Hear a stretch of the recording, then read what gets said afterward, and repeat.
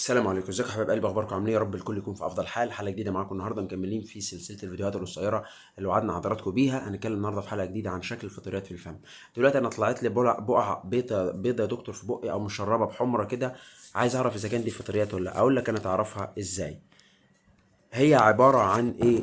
عباره عن بقع بيضه كده بتطلع لك. بيكون شكلها كريمي، عامله بالظبط زي الجبنه، زي ما درسناها، عامله زي الجبنه. بتظهر لك فين وفين؟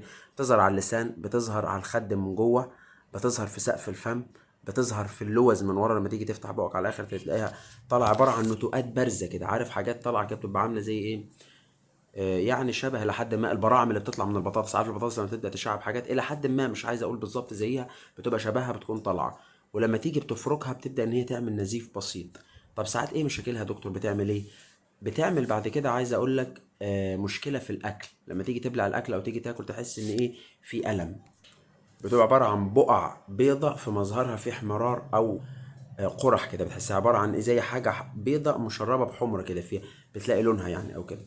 بس انت بتروح للدكتور وهو بيشخصها وبيكتب لك العلاج. انا دايما ما بحبش اقول في اي امراض احنا نذكرها على اي انواع علاج، عشان العلاج زي ما قلت ما بينفعش مع كل الناس. ممكن واحد يسمع كلمه مني، لازم العلاج ده بيوصفه للدكتور على حسب كل حاله. اللي بياخد منك ميديكال هيستوري، بياخد منك جنرال هيستوري عن عندك اي امراض مثلا، اي كده، حاجات عملتها قبل كده، عمليات مش عارف كده، عشان يكتب لك الادويه اللي ايه ما تعملهاش تفاعلات عكسيه مع ايه؟